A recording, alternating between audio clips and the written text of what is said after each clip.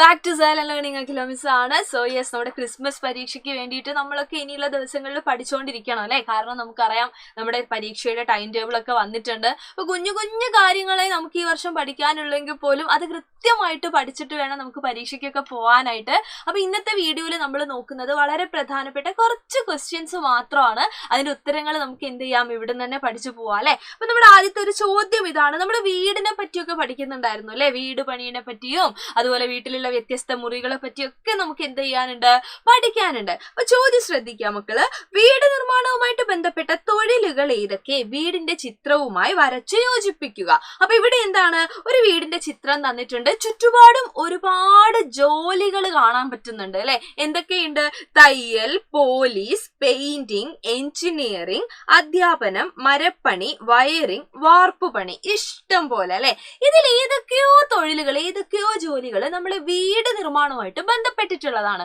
അത് ഏതൊക്കെയാണെന്ന് കണ്ടുപിടിച്ചിട്ട് നമ്മൾ എന്ത് ചെയ്യണം, അതിന്റെ നേരെ വരച്ചു ചേർക്കണം. അപ്പൊ ഏതൊക്കെയാണ് നമ്മൾ നോക്കുന്ന സമയത്ത് നമുക്ക് മനസ്സിലാവും. തയ്യൽ എന്ന് പറയുന്നത് എന്തല്ല, വീട് നിർമ്മാണവുമായിട്ട് ബന്ധപ്പെട്ടിട്ടുള്ള ഒരു ജോലി അല്ല അല്ലെ? അടുത്തത് പോലീസ് കാണുന്നുണ്ട്. പോലീസും എന്തല്ല, ഈ പറയുന്ന രീതിയിൽ വീട് നിർമ്മാണവുമായിട്ട് ബന്ധപ്പെട്ടിട്ടുള്ള ഒരു ജോലിയല്ല.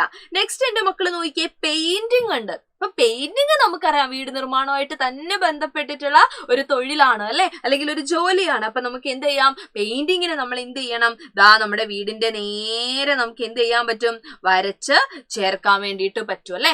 അടുത്തത് ഏതാണ് നോക്കിയേ, എഞ്ചിനീയറിംഗ്. യെസ്, നമുക്കറിയാം അല്ലെ, എഞ്ചിനീയറിംഗ് ഒക്കെ നമ്മൾ എന്ത് ചെയ്യാറുണ്ട്, ഈ പറയുന്ന രീതിയിൽ ആ വീടിന്റെ നിർമ്മാണവുമായിട്ട് ബന്ധപ്പെട്ടിട്ട് എഞ്ചിനീയേഴ്സിനെയൊക്കെ നമ്മൾ എന്ത് ചെയ്യാറുണ്ട്, പോയി കാണാറുണ്ട്, സംസാരിക്കാറുണ്ട്. എഞ്ചിനീയേഴ്സ് ഒക്കെ വീട്ടിൽ വരാറുണ്ട് അല്ലെ? വീട് നിർമ്മാണമൊക്കെ ഉള്ള ആളുകൾക്ക് അറിയാൻ പറ്റും. അപ്പൊ എഞ്ചിനീയറിംഗ് എന്ന് പറയുമ്പോൾ പല ഫീൽഡ് ഉണ്ട് കേട്ടോ. അതിൽ ചിലത് എന്താണ്, വീട് നിർമ്മാണവുമായിട്ട് ബന്ധപ്പെട്ടിട്ടുള്ളതാണ്.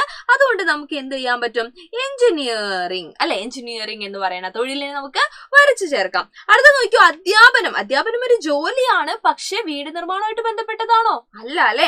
മരപ്പണി. യെസ്, മരപ്പണി ഇല്ലാതെ എങ്ങനെയാണ് നമ്മുടെ വീട് നിർമ്മാണം പൂർത്തിയാവുന്നത് അല്ലെ? അപ്പൊ നമുക്ക് ഈ മരപ്പണിനെ എന്ത് ചെയ്യാം, നമ്മുടെ വീടുമായിട്ട് ബന്ധപ്പെടുത്താം. അടുത്ത എന്താണ്, നമ്മുടെ വയറിങ്. നമുക്കറിയാം. യെസ്, എന്താണ്, നമ്മുടെ വീട്ടില് കറണ്ട് ഒക്കെ വേണമെങ്കിൽ എന്ത് വേണം, വയറിങ് എന്ന് പറയുന്നത് ആ വീട് നിർമ്മാണവുമായിട്ട് ബന്ധപ്പെട്ടിട്ടുള്ള ഒരു ജോലിയാണ് അല്ലെ? അപ്പൊ അതിലേക്ക് നമ്മൾ വരച്ചു ചേർത്തു.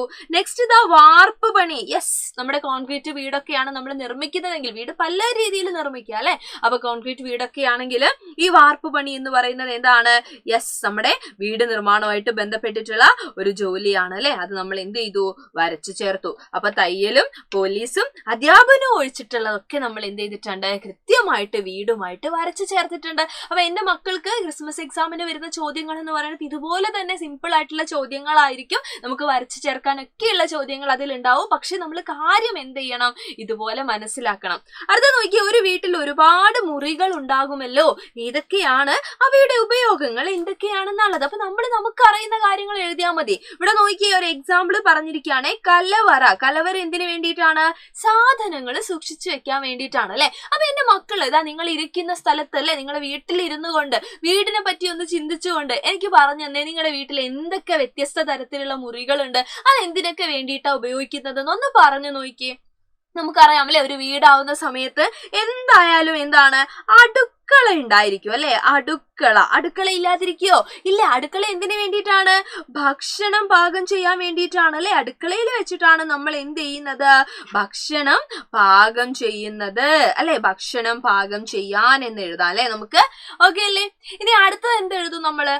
എന്ത് എഴുതും, അടുക്കള കഴിഞ്ഞു അല്ലെ, കലവറയായി നമുക്ക് എന്താണ്, ബെഡ്റൂം ഉണ്ടാവാറുണ്ട് അല്ലെ? അപ്പൊ മലയാളത്തിൽ നമുക്ക് കിടപ്പുമുറി എന്ന് എഴുതാം. അപ്പൊ ബെഡ്റൂം അല്ലെങ്കിൽ എന്താണ്, നമ്മുടെ കിടപ്പുമുറി ഉണ്ട്. കിടപ്പുമുറി എന്തിനു വേണ്ടിയിട്ടാ, കിടക്കാൻ വേണ്ടിയിട്ടാണ് അല്ലെ? അതായത് നമുക്കൊന്ന് വിശ്രമിക്കാൻ തോന്നിക്കഴിഞ്ഞാൽ അല്ലെ, നമ്മൾ എന്ത് ചെയ്യാറുണ്ട്, കിടപ്പുമുറിയിലേക്ക്, നമ്മുടെ ബെഡ്റൂമിലേക്ക് അല്ലേ നമ്മൾ പോകുന്നത്.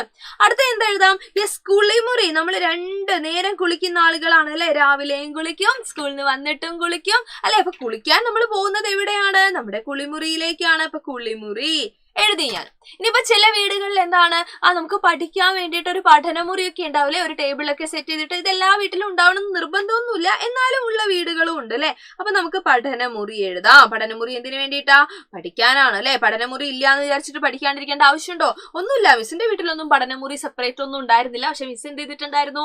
പഠിച്ചിട്ടുണ്ടായിരുന്നു. അപ്പൊ നമുക്ക് എല്ലാവർക്കും എന്താണ്, എല്ലാ വീട്ടിലും എല്ലാ മുറികളും ഉണ്ടാവണം എന്നൊന്നുമില്ല, എന്നാലും അടുക്കളയൊക്കെ അല്ലെങ്കിൽ കിടപ്പുമുറിയൊക്കെ എന്താണ്, കുളിമുറിയൊക്കെ എന്താണ് നമ്മുടെ മിക്ക വീടുകളിലും ഉള്ളത് തന്നെയാണ് അല്ലെ. ഇപ്പൊ പഠനമുറി ഉണ്ടായിരിക്കാം അല്ലെ, ഡൈനിങ് ഹാൾ ഉണ്ടായിരിക്കാം, നമ്മൾ ഭക്ഷണം കഴിക്കുന്ന അല്ലെ വരാന്ത ഉണ്ടായിരിക്കാം, ഈ പറയുന്ന പോലെ എന്താണ് നമ്മൾ നേരത്തെ പറഞ്ഞ പോലെ സ്റ്റോർ റൂം അല്ലെ, അതാണ് നമ്മൾ കലവറ എന്ന് നമ്മൾ പറഞ്ഞിരിക്കുന്നത്. ചില വീടുകളിൽ പൂജാമുറി ഉണ്ടായിരിക്കാം. അപ്പൊ പല രീതിയിലുള്ള മുറികളെല്ലാം ചേർന്നതാണ് എന്താ നമ്മുടെ എല്ലാവരുടെയും വീട് അല്ലെ. അപ്പൊ എന്റെ മക്കൾക്ക് മിസ് ഒരു ആക്ടിവിറ്റി തരുവാണ്.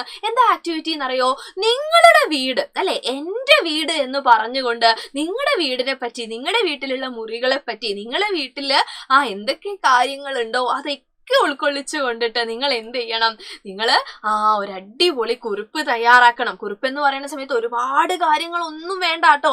എന്താണ് നിങ്ങളുടെ വീടിനെ പറ്റി നിങ്ങൾക്ക് പറയാനുള്ളത് അത് നിങ്ങൾ എന്ത് ചെയ്താൽ മതി? ഒന്ന് എഴുതി സൂക്ഷിച്ചാൽ മതി. അപ്പൊ തൽക്കാലത്തേക്ക് മിസ് വൈൻഡപ്പ് ചെയ്യാണ്. ഇതേപോലെയുള്ള ക്വസ്റ്റ്യൻസ് ഒക്കെ ആയിട്ട് വീണ്ടും നമുക്ക് കണ്ടുമുട്ടാം. അതുവരെ എല്ലാവർക്കും thank you so much and by.